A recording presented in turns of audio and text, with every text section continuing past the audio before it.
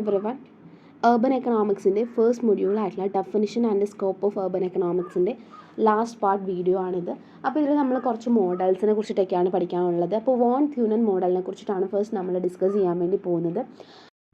German സാമ്പത്തിക ശാസ്ത്രജ്ഞനായിരുന്നിട്ടുള്ള Johann Heinrich von ത്യൂനൻ കൊണ്ടുവന്നിട്ടുള്ള ഒരു മോഡലാണ് വോൺ ത്യൂനൻ മോഡൽ എന്ന് പറയുന്നത്.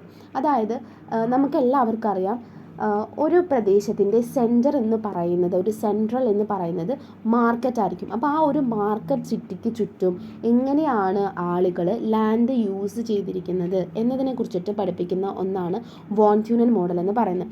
ഇപ്പോൾ ഒരു മാർക്കറ്റ്, ആ മാർക്കറ്റിന് ചുറ്റും ഇത്ര റേഡിയസിൽ എന്തൊക്കെ കൃഷി ചെയ്യുന്നു, അതിനുശേഷം എത്ര കൃഷി ചെയ്യുന്നു, അതിനെക്കുറിച്ചിട്ടൊക്കെയാണ് വോൺ ത്യൂനൻ മോഡലിൽ പറയുന്നത്. ഓക്കെ, അതായത് ഈ മാർക്കറ്റിലേക്ക് ഈ സാധനങ്ങൾ എത്തിക്കും. അതായത് ഇപ്പോൾ ഓരോ സോണുകളായിട്ടാണ് തിരിച്ചിരിക്കുന്നത്. ആ ഓരോ സോണുകളിൽ നിന്നും എങ്ങനെയാണ് ഈ ഒരു മാർക്കറ്റിലേക്ക് സാധനങ്ങൾ എത്തിക്കുന്നത്, ട്രാൻസ്പോർട്ടേഷൻ ഫെസിലിറ്റീസ് വെച്ചിട്ട്, അല്ലെങ്കിൽ ഇപ്പോൾ ആ ഒരു കാലഘട്ടത്തിലായതുകൊണ്ട് തന്നെ കേടാവാതെ എങ്ങനെ സാധനങ്ങൾ മാർക്കറ്റിലേക്ക് എത്തിക്കാം തുടങ്ങിയ കാര്യങ്ങളൊക്കെ തന്നെ നോക്കിയിട്ടാണ് ഒരു ലാൻഡ് യൂസ് പാറ്റേണിനെ കുറിച്ചിട്ട് വോൺ ത്യൂനൻ പറഞ്ഞിരിക്കുന്നത്. അതിൻ്റെ സോൺ 1 എന്ന് പറയുന്നത് മാർക്കറ്റ് ഗാർഡനിങ് ആൻഡ് ഡയറീസ് ആണ്. അതായത് നഗരത്തിന് ഏറ്റവും അടുത്തുള്ള ഒരു സോണാണ് സോൺ 1 എന്ന് പറയുന്നത്. ഇവിടെ പഴങ്ങൾ, പച്ചക്കറികൾ, പാലുൽപ്പന്നങ്ങൾ പോലുള്ള നശിക്കുന്ന ഉൽപ്പന്നങ്ങളുണ്ട്. അതായത് ഇപ്പോൾ പച്ചക്കറികളൊക്കെ പെട്ടെന്ന് നശിച്ചു പോകും. അപ്പോൾ അങ്ങനത്തെ ഉള്ള ഉൽപ്പന്നങ്ങളൊക്കെ തന്നെയാണ് ഈ ഒരു ഭാഗത്ത് കൃഷി ചെയ്യുന്നത്. അപ്പോൾ ഈ ചുറ്റുമുള്ള, അതായത് ഇപ്പോൾ ഒരു മാർക്കറ്റ്, ഇപ്പോൾ നമ്മളൊരു സർക്കിൾ ആലോചിക്കുക. അപ്പോൾ സർക്കിളിൻ്റെ സെൻറ്ററിൽ എന്താണ്? മാർക്കറ്റാണ്. അതിന് ചുറ്റുമുള്ള ആദ്യത്തെ വലയം എന്ന് പറയുന്നത് സോൺ 1 ആണ്. ആ സോൺ 1ലാണ് ഇപ്പോൾ നശിച്ചു പോകുന്ന പഴങ്ങൾ, പച്ചക്കറികൾ പോലുള്ള പാലുൽപ്പന്നങ്ങൾ പോലുള്ള ഉൽപ്പന്നങ്ങളൊക്കെ തന്നെ നിർമ്മിക്കുന്നത്. ഓക്കെ, അപ്പോൾ ഇവിടെയുള്ള ഭൂമിയുടെ മൂല്യം എന്ന് പറയുന്നത് കുറച്ചുകൂടി കൂടുതലായിരിക്കും. പക്ഷെ എന്താണ്? ഉയർന്ന മൂല്യമുണ്ട്, പക്ഷെ ഇവിടെ നശിക്കുന്ന വിളകളാണ്, അത് പെട്ടെന്ന് ചീത്തയായി പോകുന്ന വിളകളാണ് ഇവിടേക്ക് കൃഷി ചെയ്യുന്നത്. എന്തുകൊണ്ടാണ്? പെട്ടെന്ന് മാർക്കറ്റിലേക്ക് എത്തിക്കാൻ വേണ്ടിയിട്ട്. സോൺ 2 എന്ന് പറയുന്നത് ഫോറസ്ട്രി ആണ്. അതായത് ഈ പ്രദേശം എന്ന് പറയുന്നത് തടിയും ഇന്ധനവും ഒക്കെ തന്നെ ഉൽപ്പാദിപ്പിക്കാൻ വേണ്ടിയിട്ട്, അതായത് മരങ്ങളാണ് ഇവിടെ. മരങ്ങളെ സംബന്ധിച്ച് നോക്കുകയാണെന്നുണ്ടെങ്കിൽ ഈ ഒരു കാലഘട്ടത്തിൽ നമുക്ക് വാമിന് വേണ്ടിയിട്ട് അല്ലെങ്കിൽ മറ്റ് നിർമ്മാണ പ്രവർത്തനങ്ങൾക്ക് വേണ്ടിയിട്ടാണ് തടി ഉപയോഗിച്ചിട്ടുണ്ടായിരുന്നത്. അപ്പോൾ തടി എന്ന് പറയുന്നതാണ്, ഫോറസ്ട്രി എന്ന് പറയുന്നതാണ് സോൺ 2 എന്ന് പറയുന്നത്. അപ്പോൾ ഈ പലതരത്തിലുള്ള കാര്യങ്ങളൊക്കെ തന്നെ ഉണ്ടാക്കാൻ വേണ്ടിയിട്ടൊക്കെ ഈ ഒരു ഭാഗത്തു നിന്നാണ് തടികൾ കൊണ്ടുപോയിട്ടുണ്ടായിരുന്നത്. സോൺ 3 എന്ന് പറയുന്നത് ധാന്യങ്ങളെ കുറിച്ചിട്ടാണ്, ഗ്രെയിൻസ് ആൻഡ് ഫീൽഡ് ക്രോപ്സിനെ കുറിച്ചിട്ടാണ്. അപ്പോൾ ധാന്യങ്ങളും വയലിലെ വിളകളൊക്കെ കൃഷി ചെയ്തുകൊണ്ടിരുന്നത് സോൺ 3യിലാണ്. അപ്പോൾ സെൻട്രൽ മാർക്കറ്റായിരുന്നു. അതിൻ്റെ ഇപ്പുറത്ത് ആദ്യത്തെ വളയം എന്ന് പറയുന്നത് സോൺ 1 ആണ്. രണ്ടാമത്തെ വളയം അല്ലെങ്കിൽ സർക്കിൾ എന്ന് പറയുന്നത് ഫോറസ്ട്രി ആണ്. മൂന്നാമത്തേന്ന് പറയുന്നത് ധാന്യങ്ങളും അല്ലെങ്കിൽ മറ്റ് വിളകളൊക്കെ ആയിരുന്നു. അതായത് നഗരത്തിൽ നിന്ന് കുറച്ചുകൂടി അകലെയാണ് ഇവിടെ മറ്റേ ഗോതമ്പ്, അതുപോലെ ഉരുളക്കിഴങ്ങ് തുടങ്ങിയിട്ടുള്ള കിഴങ്ങ് വർഗ്ഗങ്ങളൊക്കെയാണ് വളർത്താൻ വേണ്ടിയിട്ട് ഉപയോഗിക്കുന്നത്. അപ്പോൾ അതായത് കുറച്ചുകൂടി നാൾ നിൽക്കുന്ന, അതായത് കുറച്ച് ടൈം എടുത്തിട്ട് നമ്മുടെ മാർക്കറ്റിൽ എത്തിക്കഴിഞ്ഞാൽ നിന്ന് പോകുന്ന, അതായത് കേടാവാതെ നിന്ന് പോകുന്ന ഉൽപ്പന്നങ്ങളാണ് സോൺ 3യിൽ ഉൽപ്പാദിപ്പിച്ചിട്ടുണ്ടായിരുന്നത്. സോൺ 4 എന്ന് പറയുന്നത് നമ്മൾ ഈ പറയുന്ന അനിമൽ പ്രൊഡക്ട്സുകളാണ്. അതായത് കന്നുകാലികളെ വളർത്താൻ, അല്ലെങ്കിൽ ആ പ്രദേശത്ത് കുറച്ചുകൂടി മേയ്ച്ച് നടക്കുന്ന ഇതുണ്ടാവില്ല, ഇപ്പോൾ ആടുകൾ, പശുക്കൾ, അങ്ങനെയൊക്കെ ഫോർ എക്സാമ്പിൾ പറയാം കേട്ടോ. അപ്പോൾ കന്നുകാലികളെയൊക്കെ വളർത്തുന്നതിനും മൃഗങ്ങളെയൊക്കെ തന്നെ കുറച്ചുകൂടി കൊണ്ടുപോകുന്ന ഒരു സെക്ഷനാണ് സോൺ 4 എന്ന് പറയുന്നത്. കന്നുകാലികളൊക്കെ നഗരത്തിൻ്റെ വിപണിയിലേക്ക് ടൈം എടുത്തിട്ട് കൊണ്ടുപോകും. അതായത് ഗതാഗതം ആവശ്യം വേണ്ടി വരില്ല, അല്ലെങ്കിൽ അങ്ങനെ ടൈം എടുത്തിട്ട് മാർക്കറ്റിലേക്ക് എത്തിക്കാൻ പറ്റുന്ന രീതിയിലാണ്. സോ വോൺ ത്യൂനൻ എന്ന് പറയുന്ന ഒരു ഭൂമിയുടെ മാതൃക വെച്ചിട്ടാണ്, ഒരു ലാൻഡ് എങ്ങനെ യൂസ് ചെയ്യുന്നു ആൻഡ് ആ യൂസ് ചെയ്യുന്ന രീതിയെക്കുറിച്ചിട്ടാണ് ഇതിൽ പറയുന്നത്. കേടാവാതെ എങ്ങനെ നമുക്ക് ഓരോ സ്ഥലത്തു നിന്ന് ഒരു സ്ഥലത്തേക്ക് എത്തിക്കാം. അപ്പോൾ വിപണിയിൽ നിന്ന്, അതായത് മാർക്കറ്റിൽ നിന്ന് അതിൻ്റെ ദൂരത്തിനനുസരിച്ചിട്ട്, ഇപ്പം ഇത്ര ദൂരം ഉണ്ടാവും, ആ ദൂരത്തിനനുസരിച്ചിട്ട് എങ്ങനെയൊക്കെ കൃഷി ചെയ്യാം, പല പല സോണുകളാക്കി നിർത്താം എന്നാണ് വോൺ ത്യൂനൻ മോഡലിൽ പറയുന്നത്.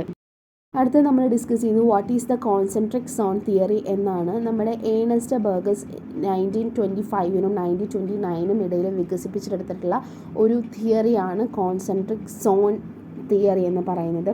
ഇതെന്ന് വെച്ച് കഴിഞ്ഞാൽ ബർഗസ് മോഡൽ എന്നും, അതായത് അദ്ദേഹത്തിൻ്റെ പേര് ഏണസ്റ്റ് ബർഗസ് എന്നാണല്ലോ, അതുകൊണ്ട് ബർഗസ് മോഡൽ എന്നും ഇത് അറിയപ്പെടുന്നുണ്ട്. ഓക്കെ, അപ്പോൾ ഈ ഒരു പ്രദേശത്തെ വെച്ച് കഴിഞ്ഞാൽ നഗരങ്ങളിൽ ഓരോ ലാൻഡും എങ്ങനെയാണ് ക്രമീകരിക്കപ്പെട്ടിരിക്കുന്നത്, അവിടുത്തെ സെറ്റിൽമെൻറ്റ് പാറ്റേൺസിനെ കുറിച്ചുള്ള, അതായത് ഓരോ ആളുകൾ നമ്മൾ മുൻപ് സോണുകളായിട്ട് തിരിച്ച പോലെ തന്നെ ഇവിടെയും പല പല സോണുകളാണ്. ആ സോണുകളിൽ ആരൊക്കെ താമസിക്കുന്നു, എന്തൊക്കെ രീതിയിലാണ് അവർ ആ ഒരു പ്ലേസ് തിരഞ്ഞെടുത്തത് എന്നതിനെ കുറിച്ചിട്ടാണ് നമ്മൾ പറയാൻ വേണ്ടി പോകുന്നത്.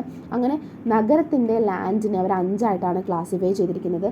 സോൺ 1 എന്ന് പറയുന്നത് ബിസിനസ് ഡിസ്ട്രിക്റ്റാണ്, അതായത് CBD, സെൻട്രൽ ബിസിനസ് ഡിസ്ട്രിക്റ്റാണ്. അതായത് ഈ ഒരു പ്രദേശത്തിൻ്റെ ഭൂമിയുടെ മൂല്യം, സ്ഥലത്തിൻ്റെ വില എന്ന് പറയുന്നത് വളരെ കൂടുതലായിരിക്കും. അതുപോലെ തന്നെ പലതരത്തിലുള്ള വാണിജ്യ പ്രവർത്തനങ്ങൾ കൊണ്ടാണ് CBD എന്ന് പറയുന്ന ഒരു മേഖല കൂടുതലും ഇമ്പോർട്ടൻ്റ് ആയിട്ട് മാറുന്നത്. ഈ ഒരു പ്രദേശത്ത് ഉയർന്ന സാമ്പത്തിക വരുമാനം ഉണ്ടായിരിക്കും, ഒരുപാട് ട്രാൻസ്പോർട്ടേഷൻ ഫെസിലിറ്റീസ് ഉണ്ട്, എല്ലാവർക്കും ആക്സസ് ചെയ്യാൻ പറ്റും. അപ്പോൾ ഇവിടെ എന്ന് പറയുന്നത് സെൻട്രൽ ബിസിനസ് ഡിസ്ട്രിക്റ്റാണ്, CBD ആണ്. അതായത് ഏറ്റവും കൂടുതൽ ട്രാൻസ്പോർട്ടേഷനും ബിസിനസ്സും വാണിജ്യ പ്രവർത്തനങ്ങളൊക്കെ നടക്കുന്ന മേഖല, ഉയർന്ന ഭൂമിക്ക് വിലയുള്ള മേഖല എന്ന് പറയുന്നത് സോൺ 1 ആണ്. സോൺ 2 എന്ന് പറയുന്നത് ട്രാൻസിഷൻ സോണാണ്. അതായത് ഈ CBDയോട് ചേർന്നിട്ടുള്ള ഈ ഒരു സോൺ എന്ന് പറയുന്നത് റെസിഡൻഷ്യലിന് വേണ്ടിയിട്ടും, അതായത് ആളുകൾ താമസിക്കാൻ വേണ്ടിയിട്ടും അതുപോലെ തന്നെ വാണിജ്യ ആവശ്യങ്ങൾക്ക് വേണ്ടിയിട്ടും ഉപയോഗിക്കുന്നു. അതായത് പഴയ കെട്ടിടങ്ങൾ അല്ലെങ്കിൽ മറ്റ് പ്രവർത്തനത്തിന് വേണ്ടിയിട്ടുള്ള ഒരുപാട് സെക്ടേഴ്സ് അല്ല, അല്ലെങ്കിൽ ഒരുപാട് ഇൻസ്റ്റിറ്റ്യൂഷൻസ് ഈ ഒരു ഭാഗത്ത് ഉണ്ടാവും. പക്ഷേ ഇവിടെ എന്താണ്, റെസിഡൻഷ്യലും ആണ്, അതുപോലെ തന്നെ എന്തും കൂടിയാണ്, അവിടെ ബിസിനസ് സോൺ ഏരിയ കൂടിയാണ്. അപ്പോൾ ഇതാണ് തേർഡ് വൺ എന്ന് പറയുന്നത്. സോൺ 3 എന്ന് പറയുന്നത് ഇന്നർ സിറ്റി അല്ലെങ്കിൽ വർക്കിംഗ് ക്ലാസ് സോണാണ്. ഈ ഒരു പ്രദേശം എന്ന് പറയുന്നത് ഇപ്പോൾ ഭൂരിഭാഗവും ജോലിക്കാരൊക്കെ താമസിക്കുന്ന, അതായത് നമ്മളീ പറയുന്ന ആളുകൾ താമസിക്കുന്ന സ്ഥലമാണ്. അതായത് തൊഴിലാളി വർഗ്ഗങ്ങൾ താമസിക്കുന്ന സ്ഥലം എന്ന് നമുക്ക് പറയാം. അതായത് ഒരു താമസ സൗകര്യം എന്നുള്ള രീതിയിലാണ് പുതിയതും പഴയതുമായിട്ടുള്ള ഒരുപാട് കെട്ടിടങ്ങൾ ഇവിടെ ഉൾക്കൊള്ളുന്നുണ്ട്. അതായത് എപ്പോഴും ഇവിടെ ഒരു ഡെവലപ്മെൻറ്റ് ആവശ്യമാണ്. കൂടാതെ പല മൈഗ്രേറ്റ് ചെയ്ത് വരുന്ന ആളുകളും അതുപോലെ തന്നെ ഇപ്പോൾ കുടുംബമായിട്ട് താമസിക്കാത്ത തൊഴിലാളികൾ പോലും ഈ ഒരു സ്ഥലത്ത് പെടുന്നു. അതായത് സോൺ 3 പെടുന്നു. സോൺ 4 എന്ന് പറയുന്നത് ഔട്ടർ സബർബുകൾ അല്ലെങ്കിൽ വൈറ്റ് കോളർ ഹോംസ് എന്നാണ് പറയുന്നത്. അതായത് ഇവിടെ എന്ന് പറയുമ്പോൾ ഈ ഒരു സോണിൽ വളരെ വലിയ നിലവാരമുള്ള ഭവനങ്ങൾ ഉൾപ്പെടുന്നു. അതായത് നമ്മളീ പറയുന്ന മാർക്കറ്റിൽ നിന്ന് ഇങ്ങോട്ടേക്ക് യാത്രാ ചെലവ് വളരെയധികം വർദ്ധിച്ചിട്ടുണ്ടെന്നുണ്ടെങ്കിലും അവിടെ എന്താണ്, ഒരുപാട് വൈറ്റ് കോളർ ജോബ്സ് ചെയ്യുന്ന ആളുകളുടെ വീടുകളാണെന്ന് പറയാം. അതായത് പാർക്കുകൾ, മറ്റ് തുറസായിട്ടുള്ള സ്ഥലങ്ങൾ, മെച്ചപ്പെട്ട സൗകര്യങ്ങളൊക്കെ തന്നെ ഉള്ളൊരു സ്ഥലമാണ് സോൺ 4 എന്ന് പറയുന്നത്. സോൺ 5 എന്ന് പറയുന്നത് കമ്മ്യൂട്ടർ സോണാണ്. അതായത് CBDയിൽ നിന്ന് ഏറ്റവും അകലെ സ്ഥിതി ചെയ്യുന്ന, അതായത് ഒരു മാർക്കറ്റിൽ നിന്ന് ഏറ്റവും അകലെ സ്ഥിതി ചെയ്യുന്ന ഒരു സ്ഥലമാണ്. അപ്പോൾ ഇവിടേക്ക് പറയുമ്പോൾ ട്രാൻസ്പോർട്ടേഷനുള്ള ഓപ്ഷൻസ് കുറവായിരിക്കും, അല്ലെങ്കിൽ ഭയങ്കര യാത്രാ ചിലവായിരിക്കും. ഇവിടെ എന്ന് പറയുന്നത് വലിയ വലിയ വീടുകൾ, മറ്റ് ആധുനികമായിട്ടുള്ള സൗകര്യങ്ങളൊക്കെ തന്നെ ആസ്വദിക്കാൻ കഴിയുന്ന, അതായത് അതിനൊക്കെ ക്യാപ്പബിലിറ്റി ഉള്ള വലിയ വരുമാനമുള്ള ആളുകളാണ് സോൺ 5 കൈവശപ്പെടുത്തി വെച്ചിരിക്കുന്നത്. അപ്പോൾ ഇതാണ്, അതായത് സാമ്പത്തിക നിലയും ഒരു സെൻറ്ററിൽ നിന്ന്, അതായത് മാർക്കറ്റിൻ്റെ സെൻറ്ററിൽ നിന്ന് ഏറ്റവും അകലെ താമസിക്കുന്നവരുമായിട്ടുള്ള ഒരു ഇടയിലുമുള്ള ഓരോ സോണുകളെ കുറിച്ചിട്ടും ഇതൊക്കെ തമ്മിൽ എങ്ങനെ ഒരു മാർക്കറ്റുമായി ബന്ധപ്പെട്ട് കിടക്കുന്നു എന്നതിനെ കുറിച്ചിട്ടൊക്കെ തന്നെയാണ് അദ്ദേഹം ഈ ഒരു കോൺസെൻട്രിക് സോൺ തിയറിയിൽ പറയുന്നത്.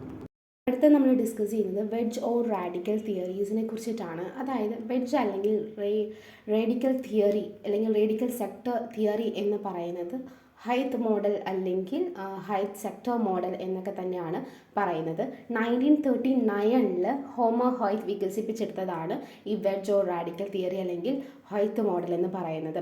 വിവിധ സാമൂഹിക സാമ്പത്തിക ഗ്രൂപ്പുകൾ എങ്ങനെയാണ് അടിസ്ഥാനപരമായിട്ട് ഫണ്ടമെൻ്റലി അവരെങ്ങനെയാണ് കാറ്റഗറി ചെയ്യപ്പെടുന്നത്, ആ ഒരു പ്രവണതയെ കേന്ദ്രീകരിച്ചിട്ട് ഓരോ നഗരപ്രദേശങ്ങളിലും, അതായത് ഓരോ urban ഏരിയാസിലെ പ്രവർത്തനങ്ങളുടെ ഈ നമ്മൾ പറയുന്ന ലാൻഡ് യൂസ് പാറ്റേണിലുള്ള ക്രമീകരണം വിശദീകരിക്കാൻ വേണ്ടിയിട്ടാണ് ഇതിടുന്നത്. അതായത് ഇപ്പോൾ സാമ്പത്തിക ഗ്രൂപ്പുകൾ, സാമൂഹിക ഗ്രൂപ്പുകൾ, അപ്പോൾ ഓരോ ഗ്രൂപ്പ് ബേസ് ചെയ്തിട്ട് എങ്ങനെയാണ് ലാൻഡ് യൂസ് നടത്തുന്നത്, ലാൻഡ് യൂസ് പാറ്റേൺസ്. ഇപ്പോൾ നമ്മൾ പറഞ്ഞ എല്ലാം തന്നെ ലാൻഡ് യൂസ് പാറ്റേൺസ് ആയിട്ട് റിലേറ്റ് ചെയ്തിട്ടാണ്. അതായത് ഒരു മാർക്കറ്റിന് ചുറ്റുമുള്ള ലാൻഡ് ഏതൊക്കെ തരത്തിൽ സോണുകളാക്കി തിരിക്കുന്നു, അത് ഏത് രീതിയിൽ യൂസ് ചെയ്യുന്നതിനെ കുറിച്ചിട്ടാണ് നമ്മൾ പറഞ്ഞത്. അപ്പോൾ ഇതിലും അതാണ്. അപ്പോൾ ഒരു സാമൂഹിക സാമ്പത്തികമായിട്ടുള്ള ഗ്രൂപ്പുകൾ എങ്ങനെയാണ് അടിസ്ഥാനപരമായിട്ട് ഈ പറയുന്ന നഗരപ്രദേശങ്ങളിലെ പ്രവർത്തനങ്ങളെയൊക്കെ തന്നെ റിലേറ്റ് ചെയ്തുകൊണ്ട് ഓരോ ഭൂമിയെയും അല്ലെങ്കിൽ സ്ഥലപരമായിട്ടുള്ള ഒരു യൂസ് അല്ലെങ്കിൽ പാറ്റേൺ എന്ന് പറയുന്നത് എങ്ങനെയാണ്. അതിൽ ഹൈറ്റ് മോഡലിൻ്റെ പ്രധാനപ്പെട്ട ഘടകങ്ങൾ എന്ന് പറയുന്നത് ഫസ്റ്റ് വൺ എന്ന് പറയുന്നത് സെൻട്രൽ ബിസിനസ് ഡിസ്ട്രിക്റ്റ് ആണ്. ഓക്കെ, CBD എന്ന് പറയുന്നത്, അതായത് വലിയ കെട്ടിടങ്ങൾ, അതുപോലെ തന്നെ വലിയ തരത്തിലുള്ള കൊമേഴ്ഷ്യൽ ആക്ടിവിറ്റീസ് ഒക്കെ ഉള്ള ഒരു സ്ഥലമാണ് നമ്മൾ ഈ പറയുന്ന CBD എന്ന് പറയുന്നത്. അപ്പോൾ നമ്മൾ ഓൾറെഡി പറഞ്ഞതിലൊക്കെ തന്നെ നമ്മൾ CBD തന്നെ പറഞ്ഞിരിക്കുന്നത്. അപ്പോൾ ഏറ്റവും കൂടുതൽ സാമ്പത്തിക കേന്ദ്രമായിട്ട് ഒരു നഗരത്തിൻ്റെ വളർന്നു വരുന്നത് ഈ CBDയുടെ സോണാണ്. സെക്കൻഡ് വൺ എന്ന് പറയുന്നത് ഇൻഡസ്ട്രിയാണ്. അതായത് ഹോൾസെയിലായിട്ട് അല്ലെങ്കിൽ മൊത്തം അല്ലെങ്കിൽ കൺസ്ട്രക്റ്റ് ചെയ്തിട്ടുള്ള, അതായത് മൊത്ത വ്യാപാരം അല്ലെങ്കിൽ ടോട്ടൽ കൺസ്ട്രക്ഷൻ റിലേറ്റ് ചെയ്തിട്ടുള്ള കാര്യങ്ങളൊക്കെ നടക്കുന്നത് ഇൻഡസ്ട്രി എന്ന് പറയുന്ന ഈ ഒരു സോണിലാണ്. അപ്പോൾ ഈ CBDയിൽ നിന്ന് വേറിട്ട് നിൽക്കുന്ന, ഐ മീൻ അവിടത്തെ ബാക്കിയായിട്ട് നിൽക്കുന്ന ഒരു മേഖലയാണ് നമ്മൾ ഈ പറയുന്ന ഇൻഡസ്ട്രി എന്ന് പറയുന്നത്. റെയിൽവേ, അതുപോലെ തന്നെ ഹൈവേസ്, ഇവയൊക്കെ തന്നെ ഈ നദികൾ വഴിയൊക്കെ തന്നെ ഇതെപ്പോഴും ട്രാൻസ്പോർട്ടേഷൻ റിലേറ്റ് ചെയ്തിട്ടുള്ള കാര്യങ്ങളിൽ ഈ ഒരു ഇൻഡസ്ട്രി എപ്പോഴും കണക്ട് ചെയ്ത് നിൽക്കുന്നു. അതുപോലെ നമ്മൾ പറയുമ്പോൾ വ്യാവസായികമായിട്ടുള്ള പലതരത്തിലുള്ള തീരുമാനങ്ങളെയൊക്കെ സ്വാധീനിക്കുന്നത് അവിടുത്തെ ഭൂമിശാസ്ത്രപരമായിട്ടുള്ള കാര്യങ്ങളും അതുപോലെ ഗതാഗത പ്രവേശനമാണ്. അതായത് കൊമേഴ്ഷ്യൽ പർപ്പസിന് വേണ്ടിയിട്ട് അല്ലെങ്കിൽ ടോട്ടൽ മാർക്കറ്റ് പർപ്പസിന് വേണ്ടി ഉപയോഗിക്കുമ്പോൾ നമ്മൾ ശ്രദ്ധിക്കേണ്ട ഒരു കാര്യമെന്ന് പറയുന്നത് അവിടേക്ക് ട്രാൻസ്പോർട്ടേഷൻ ഫെസിലിറ്റീസ് ഒരുപാട് ഉണ്ടായിരിക്കുക എന്നുള്ളതാണ്. അപ്പോൾ വ്യവസായത്തെ സംബന്ധിച്ച് ട്രാൻസ്പോർട്ടേഷൻ ഫെസിലിറ്റീസ് ആണ് ഏറ്റവും കൂടുതൽ അവിടെ നോക്കുന്നത്. തേർഡ് വൺ എന്ന് പറയുന്നത് ലോ ക്ലാസ് റെസിഡൻഷ്യൽ ആണ്. ലോ ക്ലാസ് റെസിഡൻഷ്യലിൽ ഉദ്ദേശിക്കുന്നത് എന്താ വെച്ച് കഴിഞ്ഞാൽ വളരെ താഴ്ന്ന വരുമാനമുള്ള ഗ്രൂപ്പുകളാണ് ഈ പ്രദേശത്ത് വസിക്കുന്നത്. അതുപോലെ വളരെ ട്രാൻസ്പോർട്ടേഷൻ ഫെസിലിറ്റീസ് ഭയങ്കര കുറവായിരിക്കും. പിന്നെ പോപ്പുലേഷൻ ഡെൻസിറ്റി കൂടുതലായിരിക്കും. പിന്നെ നമ്മൾ ഈ പറയുമ്പോൾ ഇൻഡസ്ട്രിയോട് കുറച്ച് ചേർന്നിട്ടായിരിക്കും ഈ ഒരു ലോ ക്ലാസ് റെസിഡൻഷ്യൽ ഉണ്ടാവുക. പിന്നെ എൻവയോൺമെൻറ്റൽ റിലേറ്റ് ചെയ്ത ഒരുപാട് പ്രശ്നങ്ങൾ കാരണം വളരെയധികം മോശമായിട്ടുള്ള ജീവിത സാഹചര്യങ്ങൾ ഉണ്ടായിരിക്കും. സോ ഇതാണ് നമ്മൾ പറഞ്ഞ മൂന്നെണ്ണം. ഏതൊക്കെയായിരുന്നു? CBD, അതുപോലെ തന്നെ ഇൻഡസ്ട്രി ബേസ് ചെയ്തിട്ടുള്ളത്, ലോ ക്ലാസ് റെസിഡൻഷ്യൽ. ഇനി ഫോർത്ത് എന്ന് പറയുന്നത് മിഡിൽ ക്ലാസ് റെസിഡൻഷ്യലാണ്. അതായത് മെച്ചപ്പെട്ട ജീവിത സാഹചര്യങ്ങൾ ഉള്ള ഒരു ഇടത്തരം വരുമാനക്കാരെയാണ് നമ്മൾ ഈ പറയുന്ന ലോ ക്ലാസ് റെസിഡൻഷ്യൽസിൽ ഉൾപ്പെടുത്തുന്നത്. ഇവിടെ എന്ന് വെച്ച് കഴിഞ്ഞാൽ കുറച്ചുകൂടി കാര്യമായിട്ടുള്ള ഒരു റെസിഡൻഷ്യൽ ഡെവലപ്മെൻറ്റ് ഉണ്ടാവും. അതുപോലെ തന്നെ ഇതിന് കുറച്ചുകൂടി ഇൻഡസ്ട്രി ആയിട്ട് വളരെയധികം ബന്ധമുണ്ട് എന്നാണ് പറയുന്നത്. അപ്പോൾ നമ്മൾ ടോട്ടൽ ഇപ്പോൾ 4 പറഞ്ഞത്: middle class residential, low class residential, industry, CBD. Fifth one എന്ന് പറയുന്നത് ഹൈ ക്ലാസ് റെസിഡൻഷ്യൽ ആണ്. ഹൈ ക്ലാസ് റെസിഡൻഷ്യൽ CBDയിൽ നിന്ന് കുറച്ചുകൂടി വളരെ ദൂരത്തായിരിക്കും ഇത് സ്ഥിതി ചെയ്യുന്നുണ്ടാവുക. അതുപോലെ തന്നെ ഇൻഡിവിജ്വൽസ്, അതായത് വെൽത്തി ഇൻഡിവിജ്വൽസ് ആണ് ഇവിടെ കൂടുതലായിട്ട് ഉണ്ടാവുക. അവിടെ ക്ലീൻ ആയിരിക്കും. അതുപോലെ തന്നെ ഹൗസിങ്, അതുപോലെ മറ്റ് എമ്യൂണിറ്റീസ് ഒക്കെ തന്നെ വളരെയധികം കൂടുതലായിരിക്കും. ഇനി ഈ ഒരു പറയുന്ന ഹൈത്ത് മോഡലിൻ്റെ സിഗ്നിഫിക്കൻസ് എന്തൊക്കെയാണെന്നാണ് നമ്മൾ പറയാൻ വേണ്ടി പോകുന്നത്. So it combines ecological factors with the economic rent concept to explain land use patterns. അതായത് ഭൂവിനിയോഗ രീതികൾ, ലാൻഡ് യൂസ് പാറ്റേൺസ് ഡിസ്ക്രൈബ് ചെയ്യാൻ വേണ്ടിയിട്ട്, അതുപോലെ എൻവയോൺമെൻറ്റിൻ്റെ ഘടകങ്ങളൊക്കെ തന്നെ ഇതുമായിട്ട് ചേർത്ത് നിർത്തുക എന്നുള്ളതായിരുന്നു ഹൈത്ത് മോഡലിൻ്റെ ഏറ്റവും വലിയൊരു പ്രത്യേകത എന്ന് പറയുന്നത്. അതുപോലെ നഗരങ്ങളെ ഇങ്ങനെ സ്പെഷ്യലായിട്ടൊരു ക്രമീകരണം പെടുത്തുക അല്ലെങ്കിൽ ഇങ്ങനെ രൂപപ്പെടുത്തുന്നതിൽ പലതരത്തിലുള്ള ട്രാൻസ്പോർട്ടേഷൻ റൂട്ടുകളൊക്കെ തന്നെ പറയുന്നു. അതൊക്കെ തന്നെ എങ്ങനെയാണ് ഇപ്പോൾ ഒരു വ്യവസായം റിലേറ്റ് ചെയ്ത് പറയുമ്പോഴും പാരിസ്ഥിതികമായിട്ടുള്ള സൗകര്യങ്ങളെക്കുറിച്ചും പറയുമ്പോഴും ഇതെല്ലാം കണക്കിലെടുത്തുകൊണ്ട് കറക്റ്റായിട്ടുള്ളൊരു റൂട്ട് കാര്യങ്ങളൊക്കെ തന്നെ കൊണ്ടുവരാൻ വേണ്ടിയിട്ട് ഹൈത്ത് മോഡലിന് കഴിയുന്നു. ഇനി ഇതിൻ്റെ കുറച്ച് പരിമിതികൾ എന്ന് പറയുമ്പോൾ മറ്റ് ഗതാഗത രീതികളെയൊക്കെ അവഗണിച്ചിട്ട് ഒരു മേഖലയുടെ വളർച്ചയ്ക്ക്, അതായത് ഇപ്പോൾ ഒരു പ്രത്യേക മേഖലയ്ക്ക് വേണ്ടിയിട്ട്, ഇപ്പോൾ റെയിൽവേ എന്ന് പറയുമ്പോൾ പ്രാഥമികമായിട്ട് റെയിൽവേ ലൈനുകളിലാണ് ഇവർ കൂടുതലായിട്ട് ശ്രദ്ധ കേന്ദ്രീകരിച്ചിട്ടുണ്ടായിരുന്നത്. അതുപോലെ ഒന്നിലധികമുള്ള ബിസിനസ് കേന്ദ്രങ്ങളെ അവഗണിച്ചുകൊണ്ട് നഗരങ്ങളെയൊക്കെ കുറച്ചുകൂടി കോർഡിനേറ്റ് ചെയ്യാൻ വേണ്ടിയിട്ടുള്ള കുറേ കാര്യങ്ങളൊക്കെ അവർ പറയുന്നുണ്ടായിരുന്നു. അപ്പോൾ ഇതൊക്കെയാണ് ഇതിൻ്റെ പരിമിതികൾ എന്ന് പറയുന്നത്. അടുത്തത് ദി മൾട്ടിപ്പിൾ ന്യൂക്ലിയർ തിയറിയാണ്. The multiple nuclear theory proposed by C.D. Harris and E. Ullman in 1945 offers a more flexible and nuanced understanding of urban land use patterns compared to earlier models like the concentric and center theories. Instead of a single center or a few sectors, the theory suggests that large cities develop around multiple discrete centers or nuclei. അതായത് ഇതിൽ പറയുകയാണെന്നുണ്ടെങ്കിൽ ഇപ്പോൾ നമ്മൾ പറയുന്ന ഒരു multiple nuclear സിദ്ധാന്തം പറയുന്ന അനുസരിച്ചിട്ടാണെന്നുണ്ടെങ്കിൽ എങ്ങനെയാണ് ഭൂവിനിയോഗ രീതികളെക്കുറിച്ച് പറയുന്നത്. അതായത് ഒരു കേന്ദ്രത്തിനോ അല്ലെങ്കിൽ ഒരു സെക്ടറിനോ പകരം, അതായത് വൻ നഗരങ്ങളെക്കുറിച്ചിട്ടും അതുപോലെ തന്നെ വളരെ പോപ്പുലർ ആയിട്ടുള്ള കേന്ദ്രങ്ങളൊക്കെ ഉദ്ദേശിച്ചുകൊണ്ട് ഈ ന്യൂക്ലിയസിന് ചുറ്റും വികസിക്കുന്നത്, നമ്മൾ ടെക്സ്റ്റിൽ കൊടുത്തിരിക്കുന്ന ഒരു പാറ്റേൺ കണ്ടു കഴിഞ്ഞാൽ മനസ്സിലാവും. ഒരു ന്യൂക്ലിയസിന് ചുറ്റുമുള്ള രീതിയിലേക്കാണ് വികസിക്കുന്നത്. ഇതെന്ന് പറയുന്നത് ഒരു സെൻട്രൽ ബിസിനസ് ഡിസ്ട്രിക്റ്റ് ഉണ്ടാവും. അതായത് നമ്മൾ പറയുമ്പോൾ ഒരു മെട്രോപൊളിറ്റൻ ഏരിയ, അത് ആ ഒരു മെട്രോപൊളിറ്റൻ ഏരിയയിലെ ചുറ്റും ന്യൂക്ലിയസ് പോലെ വരുന്നത് എന്താണ്? ചെറുകിട ബിസിനസ്സുകൾ, മറ്റ് ചെറിയ ബിസിനസ്സുകളൊക്കെ ആയിരിക്കാം. ഇവയൊക്കെ തന്നെ എന്ത് ചെയ്യും? ഇതിനോട് ചേർന്ന് നിൽക്കുന്നു. അപ്പോൾ ഇതെല്ലാം തന്നെ ഇതിൻ്റെ പാർട്ട് കൂടിയാണ്. അപ്പോൾ ഇതിൻ്റെ ചെറിയ ചെറിയ രീതിയിലേക്ക് ഇതൊക്കെ തന്നെ കണക്റ്റ് ആയിട്ടിരിക്കുന്നു. അതാണ് CBDയിൽ പറയുന്നത്. മറ്റേൽ പറയുമ്പോൾ ഒരു നോഡിൽ ഒരുപാട് കസ്റ്റമേഴ്സിന് താല്പര്യമുള്ള അല്ലെങ്കിൽ ഒരു മൊത്തത്തിലൊരു ഹൗസിംഗ് പാറ്റേൺ വെച്ച് നോക്കുമ്പോൾ അത് റിലേറ്റ് ചെയ്ത് നിൽക്കുന്നതായിട്ടുള്ള ബിസിനസ്സുകളുണ്ട്. അപ്പോൾ ചെറിയ അളവിലുള്ള സംസ്കൃത വസ്തുക്കൾ, സ്ഥലമൊക്കെ ആവശ്യമായിട്ടുള്ള നിർമ്മാണ പ്രവർത്തനങ്ങളൊക്കെ തന്നെ ഈ ഹൗസ് റിലേറ്റ് ചെയ്തത് പാർപ്പിടങ്ങൾ കൂടുതൽ നിൽക്കുന്ന സ്ഥലം റിലേറ്റ് ചെയ്തിട്ട് അവിടേക്ക് കൊടുക്കുന്നു എന്നാണ് ഇതിൽ പറയുന്നത്. ഹോൾസെയിൽ അല്ലെങ്കിൽ അതിൻ്റെ മാനുഫാക്ചറിനെ കുറിച്ച് പറയുകയാണെന്നുണ്ടെങ്കിൽ നമ്മളിപ്പോൾ പറഞ്ഞ പോലെ തന്നെയാണ്, സെയിം കാര്യം, അതായത് പാർപ്പിട പ്രദേശങ്ങളെക്കുറിച്ചുള്ള കാര്യങ്ങളാണ് അതിൽ പറയുന്നത്. റെസിഡൻഷ്യൽ ഡിസ്ട്രിക്റ്റുകളെക്കുറിച്ച് പറയുമ്പോൾ വ്യത്യസ്ത തരത്തിലുള്ള സാമൂഹിക സാമ്പത്തികമായിട്ടുള്ള റെസിഡൻഷ്യൽ, അതായത് നെയ്ബർഹുഡ് ഉണ്ടാക്കുന്നു. അപ്പോൾ ഇതിനനുസരിച്ചിട്ട് പലതരത്തിലുള്ള വരുമാനമുള്ള ഗ്രൂപ്പുകൾ ആ പാർപ്പിടത്തിൻ്റേതായിട്ടുള്ള രീതിയിൽ, അതായത് നമ്മൾ പറയുമ്പോൾ പല വരുമാനത്തിലുള്ള ആൾക്കാർ പല രീതിയിലുള്ള പാർപ്പിടങ്ങളാണ് ഉണ്ടാവുക. അപ്പോൾ ഒരു പ്രത്യേക വരുമാനത്തിലുള്ളവർ ഒരുമിച്ച് ജോയിൻ ചെയ്ത് ഒരു റെസിഡൻഷ്യൽ ഗ്രൂപ്പായിട്ട് മാറുന്നു. അങ്ങനെ ഓരോ റെസിഡൻഷ്യൽ ഡിസ്ട്രിക്റ്റുകൾ സൃഷ്ടിക്കുന്നു എന്നാണ് പറയുന്നത്. അതുപോലെ ലോ ക്ലാസ് റെസിഡൻഷ്യലെ കുറിച്ച് പറയുകയാണെന്നുണ്ടെങ്കിൽ ഇവരും അങ്ങനെയാണ്. ഇപ്പോൾ ഇൻഡസ്ട്രി കോറിഡോഴ്സ് റിലേറ്റ് ചെയ്തിട്ടായിരിക്കും ഈ ലോ ക്ലാസ് റെസിഡൻഷ്യൽസ് നിൽക്കുന്നത്. മിഡിൽ ക്ലാസ് എന്ന് പറയുമ്പോൾ കുറച്ചുകൂടി അവർക്ക് ഡെവലപ്ഡ് ആയിരിക്കും. അവരും ഇൻഡസ്ട്രിയിൽ നിന്നും കുറച്ചുകൂടി ഇങ്ങോട്ട് മാറിയിട്ടായിരിക്കും. പക്ഷേ പൊല്യൂഷൻ പോലുള്ള കാര്യങ്ങളൊക്കെ അവർക്കും ഉണ്ടാവും. അപ്പോൾ അവർക്ക് എപ്പോഴും ട്രാൻസ്പോർട്ടേഷനിലേക്ക് കുറച്ചുകൂടി ആക്സസ് ലഭിക്കുന്നു. ആ ഒരു ലാർജ് റെസിഡൻഷ്യൽ ഏരിയയിലായിരിക്കും എപ്പോഴും ഈ ഒരു മിഡിൽ ക്ലാസ് റെസിഡൻഷ്യൽസ് ഉണ്ടാവുക. അടുത്തത് ഹൈ ക്ലാസ് റെസിഡൻഷ്യൽസ് ആണ്. ഹൈ ക്ലാസ് റെസിഡൻഷ്യൽ വെച്ച് കഴിഞ്ഞാൽ നമുക്കറിയാം എലൈറ്റ് ഗ്രൂപ്പുകളാണ്. അവരെ സംബന്ധിച്ച് നോക്കുകയാണെന്നുണ്ടെങ്കിൽ കുറേ കൂടി ക്വൈറ്റ് ക്ലീൻ ആയിട്ടുള്ള, ഒരുപാട് നൈബേഴ്സ് ഒന്നും ഇല്ലാത്ത, ലെസ് ട്രാഫിക് ആയിട്ടുള്ള ഒരു പ്ലേസിലേക്കാണ് അവരെപ്പോഴും നോക്കുക. അവരെപ്പോഴും ഈ ഒരു ലോവർ ക്ലാസ് ഹൗസിംഗ് പാറ്റേൺസിൽ നിന്ന് വളരെയധികം മാറി നിന്ന് എപ്പോഴും അവർ സെപ്പറേറ്റഡ് ആയിട്ട് നിൽക്കുന്നു. അതുപോലെ റെസിഡൻഷ്യൽ സബേർബ്സിനെ കുറിച്ച് പറയുന്നുണ്ട്. ഒരു സിംഗിൾ ഫാമിലി ഹോം, അതായത് ഒരു സിറ്റിയിൽ നിന്നും പുറത്തേക്കായിട്ടുള്ള ഒരു നോൺ ഗ്രീൻ പാറ്റേൺ വെച്ചിട്ടുള്ള റെസിഡൻഷ്യൽ സബേർബ്സിനെ കുറിച്ച് പറയുന്നുണ്ട്. അതുപോലെ ഔട്ട്ലൈൻ ബിസിനസ് ഡിസ്ട്രിക്റ്റുകളെ കുറിച്ചിട്ട്, ഹെവി മാനുഫാക്ചറിങ് റിലേറ്റ് ചെയ്തിട്ടുള്ള ഒരു സെക്ടറിനെ കുറിച്ച് പറയുന്നുണ്ട്. ഇപ്പോൾ ഫാക്ടറീസ് ഒക്കെ തന്നെ heavy materials like chemicals, steels ഒക്കെ തന്നെ ഉപയോഗിച്ചിട്ടുണ്ടാക്കുന്നതൊക്കെ ഒരു പ്രത്യേക റെസിഡൻഷ്യൽ ഏരിയയിലായിരിക്കും മാറി നിൽക്കുന്നുണ്ടാവുക. ഇൻഡസ്ട്രീസ് റിലേറ്റ് ചെയ്തിട്ടുള്ള സബേർബ്സ് അതൊരു വേറെ രീതിയിലായിരിക്കും. അങ്ങനെ മൊത്തത്തിൽ നമ്മൾ ഈ പറയുന്ന ആക്ടിവിറ്റീസ് ബേസ് ചെയ്തിട്ടും പലതരത്തിലുള്ള ക്ലാസ്സുകൾ ബേസ് ചെയ്തിട്ടും റെസിഡൻഷ്യൽ ഏരിയാസ് ഡിവൈഡ് ചെയ്ത് നിൽക്കുന്നു എന്നതിനെ കുറിച്ചിട്ടാണ് ഇതിൽ പറയുന്നത്.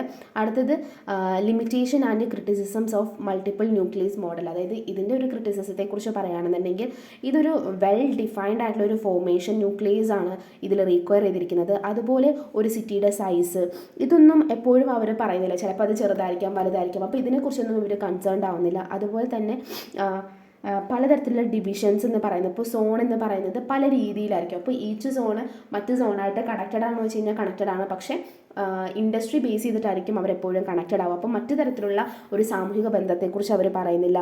അതുപോലെ കൾച്ചറൽ, എക്കണോമിക്, പൊളിറ്റിക്കൽ ബാക്ക്ഗ്രൗണ്ട്സ്, അങ്ങനത്തെ ഒരുപാട് കോണ്ടെക്സ്റ്റ് വെച്ച് നോക്കുമ്പോൾ ഒരു ലിമിറ്റഡ് ആപ്ലിക്കബിലിറ്റിയാണ് ഈ ഒരു കാര്യത്തിൽ പറയുന്നത്. അപ്പോൾ പലതരത്തിൽ പല സൊസൈറ്റിയും കണക്റ്റഡ് ആണ്, പക്ഷേ ഇത് വെച്ച് നോക്കുമ്പോൾ ഇത്തരത്തിൽ കണക്ട് ചെയ്യാൻ വേണ്ടിയിട്ട് ബുദ്ധിമുട്ടാണെന്നാണ് അവർ പറയുന്നത്.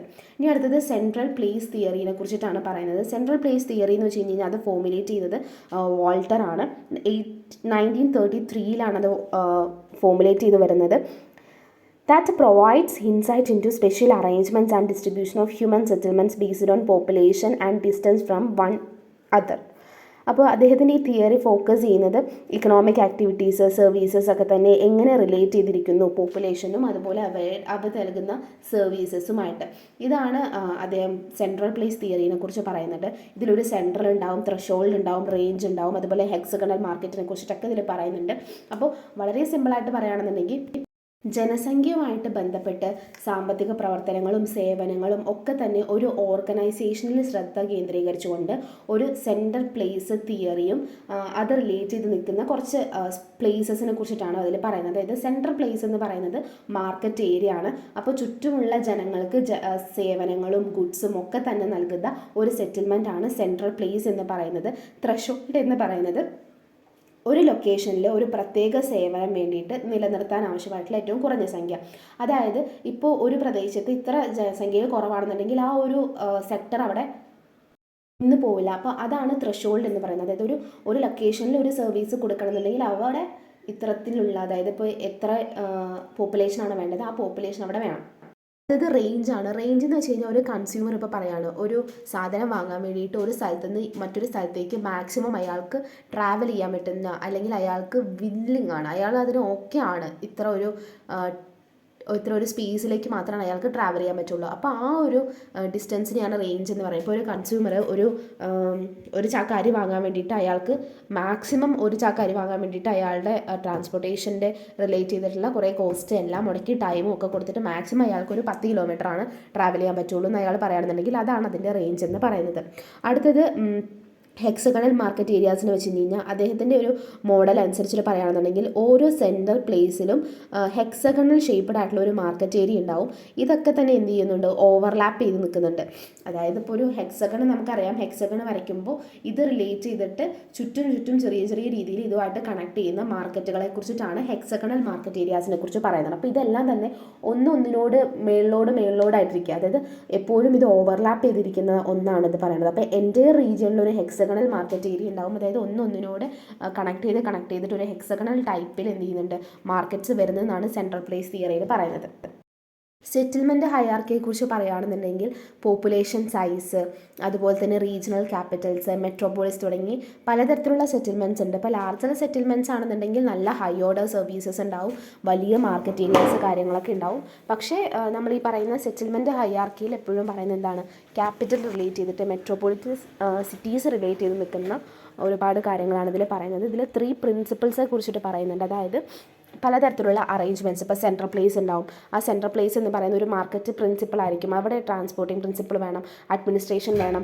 അങ്ങനെ ഒരു 3 പ്രിൻസിപ്പിൾസ് ആണ് പറയുന്നത്. അതായത് ഒരു മാർക്കറ്റിംഗ് പ്രിൻസിപ്പിൾ വേണം, ഒരു ട്രാൻസ്പോർട്ട് പ്രിൻസിപ്പിൾ വേണം, അഡ്മിനിസ്ട്രേറ്റീവ് പ്രിൻസിപ്പിൾ വേണം. അതായത് ഒരു മാർക്കറ്റ് അതിൻ്റേതായിട്ടുള്ള പ്രിൻസിപ്പിൾ വേണം. ഇപ്പോൾ ട്രാൻസ്പോർട്ടേഷൻ എന്ന് പറയുന്നത് എത്രത്തോളം ഇമ്പോർട്ടൻ്റ് ആണെന്ന് അറിയാം. അപ്പോൾ ട്രാൻസ്പോർട്ടേഷൻ റിലേറ്റ് ചെയ്തിട്ടുള്ള പ്രിൻസിപ്പിൾസ് വേണം, അഡ്മിനിസ്ട്രേഷൻ അത് ഏറ്റവും ഇമ്പോർട്ടൻ്റ് ആയിട്ടുള്ള ഒരു കാര്യമാണ്. അപ്പോൾ ഈ ഒരു 3 എണ്ണമാണ് ഒരു ഓർഗനൈസേഷനും സെറ്റിൽമെൻറ്റും ഒക്കെ തന്നെ ഒരു റീജിയനത്തെ എത്ര അധികം കണക്റ്റഡ് ആയിട്ട് നിൽക്കുന്നു എന്ന് പറയുന്നത്. ഇനി ഓവറോൾ നമ്മൾ പറയുകയാണെന്നുണ്ടെങ്കിൽ ഈ ഒരു സെൻട്രൽ പ്ലേസ് തിയറി എന്ന് പറയുന്നത് ഇപ്പോൾ special distribution of economic activities, hierarchy, settlements, region, ഇതൊക്കെ തന്നെ ഒരു റീജിയനകത്ത് എങ്ങനെ നിൽക്കുന്നു എന്നതിന് ഓവറോൾ ഒന്ന് പറയുന്ന അണ്ടർസ്റ്റാൻഡ് ചെയ്യുന്ന ഒരു തിയറിയാണ് സെൻട്രൽ പ്ലേസ് തിയറി എന്ന് പറയുന്നത്. ഓക്കെ, വെബേഴ്സ് തിയറി ഓഫ് ലൊക്കേഷൻ എന്ന് വെച്ച് കഴിഞ്ഞാൽ അദ്ദേഹത്തിൻ്റെ ഈ ഒരു തിയറി ഓഫ് ലൊക്കേഷൻ എന്താണെന്ന് വെച്ച് കഴിഞ്ഞാൽ ഓരോ വ്യവസായം സ്ഥാപിക്കുമ്പോഴും ഒരു ഇൻഡസ്ട്രി സ്ഥാപിക്കുമ്പോൾ എന്തൊക്കെ കാര്യങ്ങൾ ലൊക്കേഷൻ വൈസ് നമ്മൾ ശ്രദ്ധിക്കണം. അതായത് ഒരു സ്ഥലത്ത് സ്ഥാപിക്കുക, അതായത് മറ്റൊരിടത്ത് സ്ഥാപിക്കുന്ന സാധനം എന്തുകൊണ്ട് ഇവിടെ വന്ന് സ്ഥാപിച്ചു എന്നതിനുള്ളൊരു എക്സ്പ്ലനേഷൻ എന്നുള്ള രീതിയിലാണ്. അതായത് എന്തുകൊണ്ട് ഒരു വ്യവസായം ഒരു സ്ഥലം തിരഞ്ഞെടുക്കുന്നു എന്നതിന് why industries choose a location. അപ്പോൾ വെബർ പറയുന്നതിനനുസരിച്ചിട്ട് ഇപ്പോൾ നമ്മൾ ഈ പറയുന്ന ഇൻഡസ്ട്രി നിൽക്കുന്ന ലൊക്കേഷനകത്തേക്കും പുറത്തേക്കുമൊക്കെ സാധനങ്ങൾ കൊണ്ടുപോകുന്നതിന് എത്ര രൂപ ചിലവാകും എന്നതാണ് പ്രധാന ഘടകം എന്ന് പറയുന്നത്.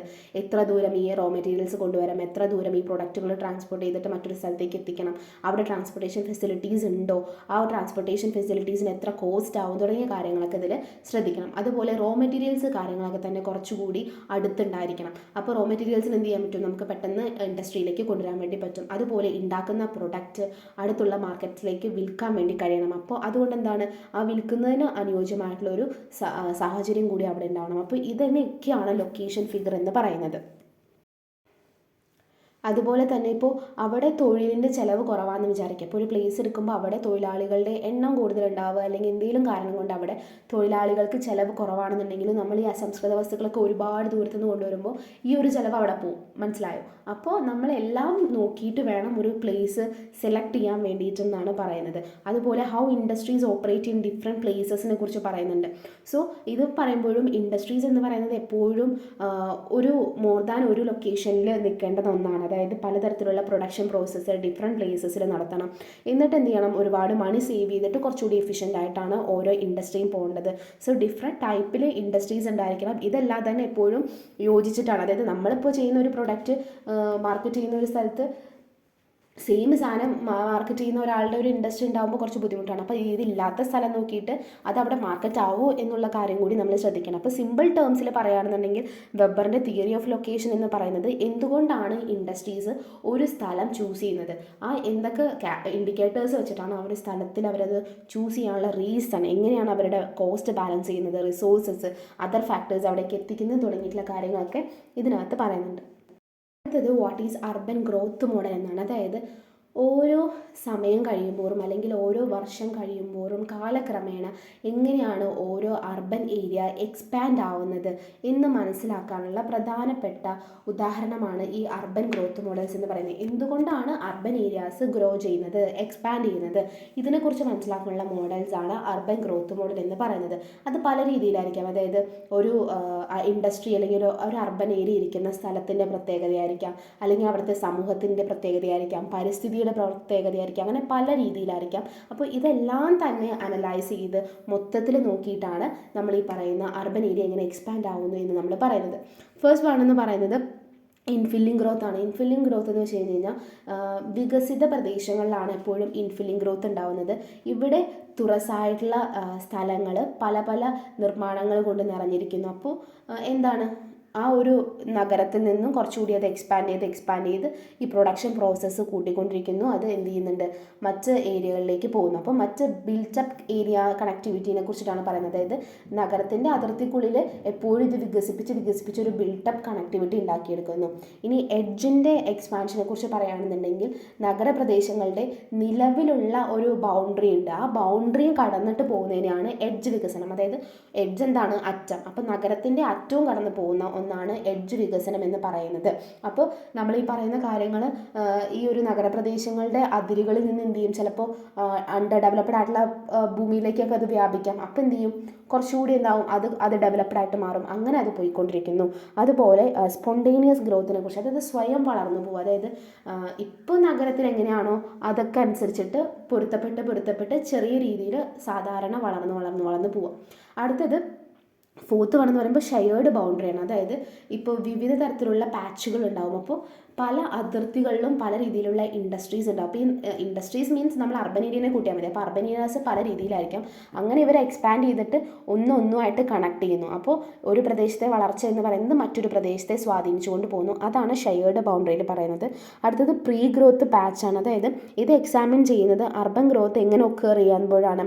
പലതരത്തിലുള്ള ക്യാരക്ടറിസ്റ്റിക്സ് ഓരോ പ്രദേശത്തിൻ്റെയും വെച്ചിട്ട് ഒക്കർ ചെയ്യുന്നു. ഇതെന്ന് പറയുമ്പോൾ ഒരു ഫാക്ടർ എന്ന് പറയുന്നത്, ഇപ്പോൾ അർബൻ എക്സ്പാൻഷന് ഒരു ഫാക്ടർ എന്ന് പറയുന്നത് ഗ്രോ ചെയ്യാൻ യൂസ് ചെയ്യുകയാണെന്നുണ്ടെങ്കിൽ അത് എന്ത് ചെയ്യുന്നുണ്ട്, ഫ്യൂച്ചർ ഡെവലപ്മെൻറ്റ് പാറ്റേൺസിലേക്ക് കൊണ്ടുവരുന്നു. അതായത് ഇപ്പോൾ ഒരു സംഭവം അവിടെ ഗ്രോ ചെയ്യാൻ വേണ്ടിയിട്ട് കാരണമാകുന്ന ഒരു ഇൻഡിക്കേറ്റർ ആണെന്നുണ്ടെങ്കിൽ അത് ഫ്യൂച്ചർ ഡെവലപ്മെൻറ്റ് പാറ്റേൺസിലേക്ക് കൊണ്ടുവന്നിട്ട് ടോട്ടലി അത് എക്സ്പാൻഡ് ആവുന്നു. ഇതാണ് അതിൽ പറയുന്നത്. ഓക്കെ, പ്രീ എന്ന് പറയുമ്പോൾ ആ ഒരു ആശയം എന്ന് പറയുന്നത് നഗരത്തിൻ്റെ വളർച്ച ഉണ്ടാകുന്നത് മുമ്പുള്ള പ്രദേശത്തിൻ്റെ സവിശേഷതകൾ നോക്കിയിട്ട് എന്നിട്ട് വളർച്ചയ്ക്ക് ശേഷം എന്താണ് അവിടെ ഉണ്ടായിരിക്കുന്നത്, അപ്പോൾ ആ ഒരു ക്യാരക്ടറിസ്റ്റിക്സ് വെച്ചിട്ട് മനസ്സിലാക്കുന്നതാണ് പ്രീ ഗ്രോത്ത് പാച്ച് എന്ന് പറയുന്നത്. അതുപോലെ ന്യൂലി ഗ്രോത്ത് പാച്ചിനെ കുറിച്ച് പറയുകയാണെന്നുണ്ടെങ്കിൽ ആക്ച്വലി അവിടെ എന്താണ് പുതുതായിട്ട് കൊണ്ടുവന്നത്, അത് എന്തുകൊണ്ട് അവിടെ ഒരു അർബൻ ഏരിയ എക്സ്പാൻഡ് ആവാൻ കാരണമായി. മറ്റേതെന്ന് പറയുമ്പോൾ നമ്മൾ കുറച്ചുകൂടി അവിടെ മുമ്പുണ്ടായിരുന്ന സവിശേഷത എന്തായിരുന്നു, അതിനനുസരിച്ചിട്ട് എന്ത് മാറ്റം വരുത്തിയപ്പോഴാണ് ഇവിടെ വന്നത്. പക്ഷേ ന്യൂ ഗ്രോത്ത് പാത്തിൽ വെച്ച് പറയുകയാണെന്നുണ്ടെങ്കിൽ എന്താണ് പുതിയതായിട്ട് കൊണ്ടുവന്നത്, അത് അവിടെ എന്താണ് മാറ്റം വരുത്തിയതിനെ കുറിച്ചിട്ടാണ് പറയുന്നത്. അപ്പോൾ ടോട്ടൽ ഇതൊക്കെയാണ് അർബൻ ഗ്രോത്ത് മോഡൽസ് എന്ന് പറയുന്നത്. പലതരത്തിലുള്ള ഡിസിപ്ലിൻസും എക്കണോമിക്സും ജിയോഗ്രഫി, സോഷ്യോളജി, അതുപോലെ സ്റ്റാറ്റിസ്റ്റിക്സ്, ഇതൊക്കെ തന്നെ നോക്കിയിട്ടാണ് ഓരോ മോഡലും എങ്ങനെ തന്നെ ഇൻകോപ്പറേറ്റ് ചെയ്യുന്നത്. ഇത് നമ്മുടെ ഈ ഒരു സെഷനിൽ എങ്ങനെ പറയുന്നു, അതായത് ഈ ഒരു ഗ്രോത്ത് പാറ്റേണിലേക്ക് എന്തൊക്കെ ഈ ഒരു മോഡൽസ് കൊണ്ടുവരുന്നതിനെ കുറിച്ചിട്ടാണ് നമ്മളിതിൽ പറയുന്നത്. അതുപോലെ പലതരത്തിലുള്ള മോഡൽസ് ഉണ്ട്. ഇപ്പോൾ ലാൻഡ് യൂസ് ട്രാൻസ്പോർട്ടേഷൻ മോഡലെ കുറിച്ച് പറയുന്നുണ്ട്, സെല്ലുലാർ ഓട്ടോമാറ്റ മോഡലിനെ കുറിച്ച് പറയുന്നുണ്ട്, ഏജൻറ്റ് ബേസ്ഡ് മോഡൽസ് ഉണ്ട്, ഇൻ്റഗ്രേറ്റഡ് മോഡൽസ് ഉണ്ട്. അപ്പോൾ ജസ്റ്റ് ഇതൊരു എന്താണ് അർബൻ ഗ്രോത്ത് മോഡൽ എന്ന് മനസ്സിലാക്കി വയ്ക്കുക. അതിലിപ്പോൾ നമ്മൾ ഈ പറയുന്ന എഡ്ജ് വികസനമൊക്കെ എങ്ങനെയാണ്, അതുപോലെ തന്നെ ഷെയർഡ് ഗ്രോത്ത് എങ്ങനെയാണ്, അതൊക്കെ ജസ്റ്റ് ഒന്ന് മനസ്സിലാക്കി വയ്ക്കുക. അപ്പോൾ ഇത് മാത്രമാണ് ഈ അർബൻ ഗ്രോത്ത് മോഡൽസിൽ നമുക്ക് പഠിക്കാനുള്ളൂ. നമ്മൾ പറയുന്നത് what is special integrated township എന്നാണ്. അപ്പോൾ സ്പെഷ്യൽ ഇൻ്റഗ്രേറ്റഡ് ടൗൺഷിപ്പ് അത് ഉണ്ടാക്കിയെടുക്കുന്ന ഒരു ടൗൺഷിപ്പാണ്. അതായത് പലതരത്തിലുള്ള റെസിഡൻഷ്യൽ ഏരിയാസ്, ഇപ്പോൾ എഡ്യൂക്കേഷൻ, ഹെൽത്ത് സെക്ടർ, എൻ്റർടൈൻമെൻറ്റ്, പൊതു യൂട്ടിലിറ്റികൾ ഉൾപ്പെടെയുള്ള വിവിധ സൗകര്യങ്ങളൊക്കെ തന്നെ ഉൾക്കൊള്ളാൻ വേണ്ടിയിട്ട് രൂപകൽപ്പന ചെയ്തിട്ടുള്ള ഒരു പ്ലാൻഡ് ആയിട്ടുള്ള ഒരു സെക്ടറാണ് സ്പെഷ്യൽ ഇൻ്റഗ്രേറ്റഡ് ടൗൺഷിപ്പ് എന്ന് പറയുന്നത്. ഇവിടെ താമസിക്കുന്ന ആൾക്കാർക്ക് ഉയർന്ന ജീവിത നിലവാരമാണ് ഉണ്ടാവുക. അതുപോലെ തന്നെ അവർക്ക് നല്ലൊരു കമ്മ്യൂണിറ്റി സൃഷ്ടിക്കുക എന്നുള്ളതായിരുന്നു സ്പെഷ്യൽ ഇൻ്റഗ്രേറ്റഡ് ടൗൺഷിപ്പിൻ്റെ ഏറ്റവും വലിയ ലക്ഷ്യം എന്ന് പറയുന്നത്. ഇവരുടെ ഒരു പ്രദേശത്തിൽ തന്നെ ഇപ്പോൾ ഷെൽട്ടേഴ്സ്, കൊമേഴ്ഷ്യൽ ആയിട്ടുള്ള activities, education, health care, entertainment relate ചെയ്തിട്ടുള്ള കാര്യങ്ങൾ, അങ്ങനെ എല്ലാ കാര്യങ്ങളും ഒരൊറ്റ പ്ലേസിൽ വന്നിട്ട് അവിടെ ഒരു ടൗൺഷിപ്പ് ഉണ്ടാക്കിയെടുക്കുന്നതിനെ കുറിച്ചിട്ടാണ് സ്പെഷ്യൽ ഇൻ്റഗ്രേറ്റഡ് ടൗൺഷിപ്പിൽ പറയുന്നത്. ഇവിടെ ഒരു ഡെവലപ്മെൻറ്റ് അപ്രോച്ചാണ് ഉണ്ടാവുക. അതായത് എല്ലാ കാര്യങ്ങളും വളരെയധികം ഡെവലപ്ഡ് ആയിട്ടുള്ള രീതിയിലാണ് ഇവിടേക്ക് കൊണ്ടുവരുന്നത്. ഒരു കമ്മ്യൂണിറ്റി ലിവിംഗ് ആണ്. അതായത് ഇപ്പോൾ നമ്മൾ ഈ പറയുന്ന എലൈറ്റ് ഗ്രൂപ്പിന് ഫോർ എക്സാമ്പിൾ നമ്മൾ പറഞ്ഞു, അപ്പോൾ അതുപോലെ ഒരു കമ്മ്യൂണിറ്റി ഗ്രൂപ്പ് അവിടെ ലിവ് ചെയ്യുകയാണ്. പിന്നെ സെൽഫ് സഫിഷ്യൻസി, എല്ലാ കാര്യങ്ങളും, അതിപ്പോൾ നമ്മൾ പറയുമ്പോൾ എല്ലാ കാര്യങ്ങളും അവിടെ ഉണ്ട്. ഇവർക്ക് ഒരിക്കലും ആ ഒരു ടൗണിൻ്റെ പുറത്തേക്ക് പോകാൻ വേണ്ടിയിട്ട് തോന്നില്ല. കാരണം എല്ലാ സാധനങ്ങളും അവിടെ ഉണ്ട്. അവർക്ക് അത്യാവശ്യമായിട്ടുള്ള എല്ലാ ക്വാളിറ്റിയിലുമാണ് ഇതിവിടെ പ്രൊവൈഡ് ചെയ്യുന്നത്. പലതരത്തിലുള്ള സക്സസിൻ്റെ ഇൻഗ്രീഡിയൻസ് എന്ന് പറയുന്നത് അതിൻ്റെ ലാൻഡ് യൂസേജിനെ കുറിച്ചിട്ടാണ്. അതുപോലെ പലതരത്തിലുള്ള വെറൈറ്റി ഓഫ് എമ്യൂണിറ്റീസ് റെസിഡൻസിന് കൊടുക്കുന്നു. സേഫ്റ്റിയും സെക്യൂരിറ്റിയും സസ്റ്റൈനബിളും അതുപോലെ ഗ്രീൻ ലിവിങ് പ്രാക്ടീസസ് നമ്മൾ കേട്ടിട്ടുണ്ടാവും. ഒരു നഗരം ഉണ്ടാക്കുന്നു, ആ നഗരത്തിൽ നിറയെ പച്ചപ്പ് എന്നൊക്കെ പറഞ്ഞിട്ട് നമ്മൾ കുറേ കേട്ടിട്ടുണ്ടാവും. പിന്നെ അങ്ങനത്തെയൊക്കെ റിലേറ്റ് ചെയ്തിട്ടുള്ള പലതരത്തിലുള്ള കാര്യങ്ങളാണ് ഇവിടെ പറയുന്നത്.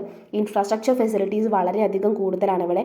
ടൗൺഷിപ്പ് എന്ന് പറയുന്നതിൽ കൂടുതലും infrastructure facilities, water supply, drainage, മറ്റ് ഡിസ്പോസൽ ചെയ്യുന്ന കാര്യങ്ങൾ, പവർ സപ്ലൈ, റോഡ് നെറ്റ്വർക്ക്സ് എല്ലാം വളരെയധികം കൂടുതലായിരിക്കും. അങ്ങനെ ടോട്ടലി സ്പെഷ്യലി ഇൻ്റഗ്രേറ്റഡ് ടൗൺഷിപ്പ് എന്ന് പറയുന്നത് അർബനൈസേഷൻ ഉണ്ടാകുന്ന ഒരു ചലഞ്ചിനുള്ള ഒരു സൊല്യൂഷൻ എന്നുള്ള രീതിയിലാണ്. എപ്പോഴും സസ്റ്റൈനബിൾ അപ്രോച്ചും ഈ പറയുന്ന എല്ലാ കാര്യങ്ങളും ബാലൻസ്ഡ് ആയിട്ട് പോകുന്നതും ഒരു ക്വാളിറ്റി ഓഫ് ലൈഫ് റെസിഡൻസിൻ്റെ എൻഹാൻസ് ചെയ്യുന്നതൊക്കെ തന്നെ സ്പെഷ്യൽ ഇൻ്റഗ്രേറ്റഡ് ടൗൺഷിപ്പിലൂടെയാണ്.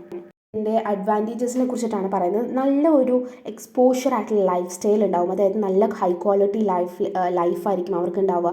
അവർക്ക് വേണ്ടിയിട്ടുള്ള എല്ലാ കാര്യങ്ങളും, ഇപ്പോൾ ടോപ്പ് ഗ്രേഡ് ആയിട്ടുള്ള ഹൗസിംഗ് പാറ്റേൺസ്, പാർക്കുകൾ, ഗാർഡന്, ജോഗിങ് ട്രാക്കുകൾ, സ്പോർട്ട് ഫെസിലിറ്റീസ്, അങ്ങനെ എല്ലാ കാര്യങ്ങളും അവർക്ക് ഇവിടെ ഉണ്ടാവും. പിന്നെ സസ്റ്റൈനബിൾ ആയിട്ടുള്ള ഒരു ലിവിങ് ആണ്. അപ്പോൾ ടൗൺഷിപ്പ് ഡെവലപ്പ് ചെയ്യുന്ന വെച്ച് കഴിഞ്ഞാൽ വളരെയധികം സസ്റ്റൈനബിൾ ആയിട്ടുള്ള എഫിഷ്യൻസിയാണ്, യൂട്ടിലൈസ് ചെയ്യുകയാണ്. ഓരോ റിസോഴ്സസും വളരെ എഫക്റ്റീവായിട്ട് യൂസ് ചെയ്യുന്നു. വാട്ടറും ഇലക്ട്രിസിറ്റിയും വേസ്റ്റ് മാനേജ്മെൻറ്റും ഒക്കെ കറക്റ്റായിട്ട് പോകുമ്പോൾ ഒരു സസ്റ്റൈനബിൾ ലിവിങ് ആണ് ഇവരുടെ ഒരു അഡ്വാൻറ്റേജ് എന്ന് പറയുന്നത്. അതുപോലെ കൺവീനിയൻസ്, ഇപ്പോൾ നമ്മൾ പറയുമ്പോൾ ഒരു റെസിഡൻഷ്യൽ ഏരിയ ഉണ്ടാകും, അവിടെ കൊമേഴ്ഷ്യൽ ആയിട്ടുള്ള, എഡ്യൂക്കേഷൻ ആയിട്ടുള്ള, ഹെൽത്ത് കെയർ ആയിട്ടുള്ള എല്ലാ കാര്യവും ഉണ്ടാവും. അപ്പോൾ നമുക്ക് ഇവർക്ക് ഒരിക്കലും പുറത്തേക്ക് പോയി വരില്ല. അപ്പോൾ എല്ലാം ഇവർക്ക് കൺവീനിയൻ്റ് ആയിട്ട് ലഭിക്കുകയും ചെയ്യുന്നു. അതുപോലെ വെറൈറ്റി ഓഫ് ഹൗസിംഗ് ഓപ്ഷൻസ് ഉണ്ട്. അപ്പോൾ അതായത് ഇപ്പോൾ അപ്പാർട്ട്മെൻറ്റുകൾ ഉണ്ടാവും, വില്ലകൾ ഉണ്ടാവും, ഇൻഡിപെൻഡൻറ്റ് ഫ്ലോറുകൾ ഉണ്ടാവും, പ്ലോട്ടുകൾ ഉണ്ടാവും, അങ്ങനെ പല രീതിയിലുള്ള ഹൗസിംഗ് ഓപ്ഷൻസും ഇത് പ്രൊവൈഡ് ചെയ്യുന്നുണ്ട്. ഇതിൻ്റെ ഡിസഡ്വാൻറ്റേജസിനെ കുറിച്ചിട്ടാണ് പറയുന്നത്. ഫസ്റ്റ് വൺ എന്ന് പറയുന്നത് ഹയർ കോസ്റ്റ് ആണ്. കാരണം ഇങ്ങനൊരു സംഭവം ഉണ്ടാക്കിയെടുക്കാൻ തന്നെ വളരെയധികം ബുദ്ധിമുട്ടാണ്. പിന്നെ നല്ല എമ്യൂണിറ്റീസ് കാര്യങ്ങളൊക്കെ തന്നെ കൊടുക്കുമ്പോൾ ഒരുപാട് ഇഷ്യൂസ്, അതായത് ഇപ്പോൾ നമ്മൾ ഇത്രയധികം പൈസ മുടക്കേണ്ടി വരികയാണ്. അപ്പോൾ ഒരു ഹയർ കോസ്റ്റ് ഇതിൻ്റെ ഒരു പ്രശ്നമാണ്. അതുപോലെ തന്നെ ഹൈ മെയിൻ്റെനൻസ് ചാർജസ് ആണ്. ഇപ്പോൾ ഇത്രയും കാര്യങ്ങൾ പ്രൊവൈഡ് ചെയ്യുമ്പോൾ ഇതെല്ലാം തന്നെ മെയിൻറ്റെയിൻ ചെയ്യേണ്ടതുണ്ട്. അപ്പോൾ മെയിൻ്റെനൻസ് ചാർജ് കൂടുതലാണ്. പിന്നെ ഈ ഒരു സംഭവം ഉണ്ടാക്കിയെടുക്കുക എന്ന് പറയുന്നത് തന്നെ ഒരുപാട് കാലത്തെ പ്രോസസ്സാണ്. നമ്മൾ കേട്ടിട്ടുണ്ടാവും, ഒരു എക്സാമ്പിൾ പറയുകയാണ്. ഇപ്പോൾ ഒരു ഫ്ലാറ്റിന് വേണ്ടിയിട്ട് നമ്മൾ നേരത്തെ ലക്ഷക്കണക്കിന് രൂപ കെട്ടിക്കൊടുക്കുന്നിട്ട് എത്രയോ വർഷം കഴിഞ്ഞാൽ നമുക്ക് കിട്ടാനൊക്കെ കിട്ടില്ലേ. അതുപോലെ തന്നെ ഈ ഒരു ടൗൺഷിപ്പ് എന്ന് പറയുന്നത് വർഷങ്ങളുടെ ഒരു പ്രയത്നത്തിലൂടെയാണ് ഉണ്ടാക്കിയെടുക്കാൻ പറ്റുള്ളൂ. അപ്പോൾ നമുക്കത് ഒരു ലെങ്തി പീരീഡായിട്ട് തോന്നാം. അപ്പോൾ ഇതൊക്കെയാണ് ഇതിൻ്റെ ഡിസഡ്വാൻറ്റേജസ് എന്ന് പറയുന്നത്. ടോട്ടൽ നമുക്ക് ഈ ഒരു മൊഡ്യൂളിൽ ഇത്രയും കാര്യങ്ങളാണ് പഠിക്കാനുള്ളത്. ജസ്റ്റ് കൺസെപ്റ്റ് മനസ്സിലാക്കി വെക്കുക. ടോട്ടൽ ഇപ്പോൾ ഇതൊന്ന് ചോദിക്കാവുന്ന ക്വസ്റ്റ്യൻസ് കാര്യങ്ങളൊക്കെ തന്നെ നമുക്ക് ഡിസ്കസ് ചെയ്യാം.